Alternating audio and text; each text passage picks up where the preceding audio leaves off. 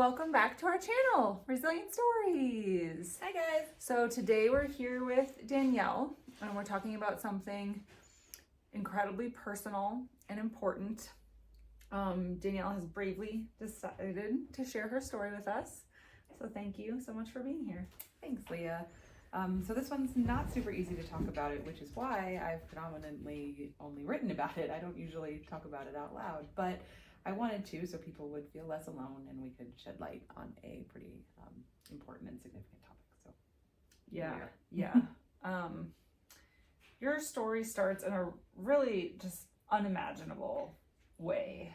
Can you shed light on what led up to you feeling the pressure to lose your virginity?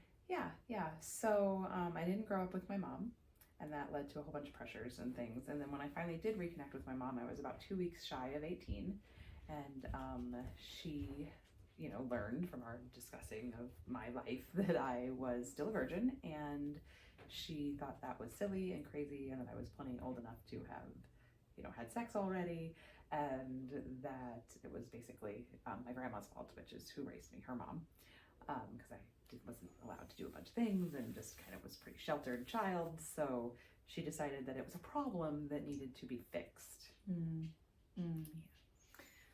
Wow. Okay. So you've mentioned that what was supposed to be a controlled situation escalated to something beyond your control. Yeah. What happened that night? Well, I mean, if you can call in her mind, it was a controlled situation because she had this very elaborate plan of getting us into the bar. Again, I was barely 18, just turned 18 maybe a week before this incident. And she had frequented that bar a lot, and so she knew that she could just go in there and kind of schmooze and tell the bartender that I had just moved here for college, which was true. And then in the move, I had lost my ID. And you gotta remember, this was like, God, I don't know, too many years ago, a lot of years, a couple decades ago, and so people weren't quite as cautious, especially in Montana at the time, And so he just kind of bought the story, and then we met a man at the bar, and he was much older. He was probably closer to my mom's age than he was mine, and her plan kind of began. Wow. She got too drunk to keep control of the controlled situation and then so did I, and so it was just, anytime alcohol's involved, it no longer becomes a controlled situation. Yeah. You had mentioned it took you years to realize this as a sexual assault. Yeah, I did. And coming to the realization that this was a sexual assault is very significant. I'm sure it was a very challenging step. Mm-hmm. How, realizing it so many years later, how did you come to terms with that, and what has your healing journey been? It's a very odd situation, right? The whole situation is just so odd. So I don't feel like it was kind of your typical, if any sexual assaults are typical, but you know what I mean? Like the premise of the whole how I ended up there was very, very weird and strange. And so honestly, what I've had to heal the most from, I feel like, was the role my mother played in the whole thing, and not so much what happened between me and the older gentleman who I ended up going home with from the bar.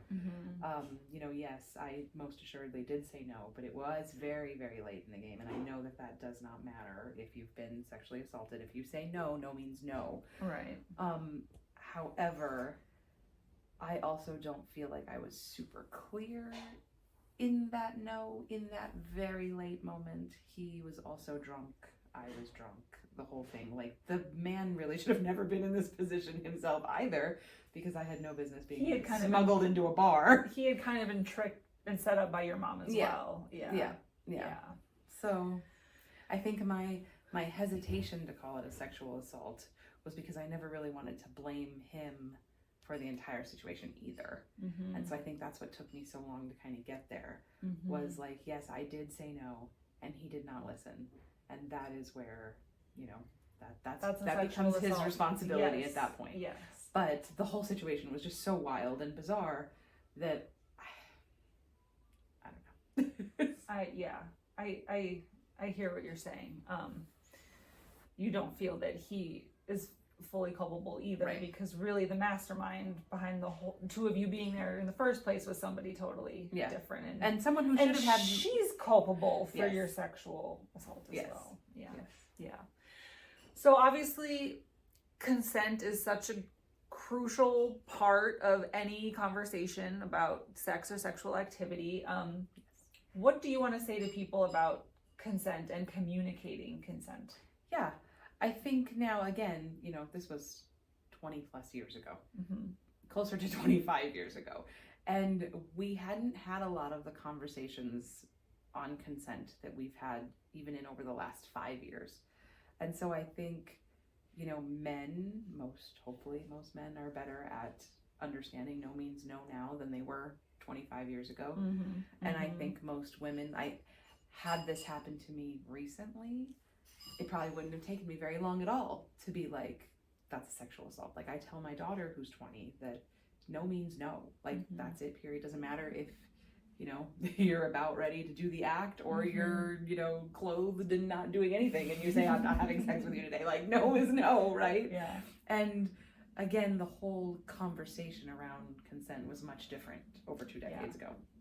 And so I think that it's important that we just keep having the conversation about what consent is and how important it is that you communicate with anyone that you are with, where you're at with that, and that you listen if you're on the receiving end of the communication that says no. No is no. Wow. Well, your story is just so powerful and such a interesting and inspiring read. I would strongly encourage anyone to go read it. It's beautifully written by Danielle herself. Thank you.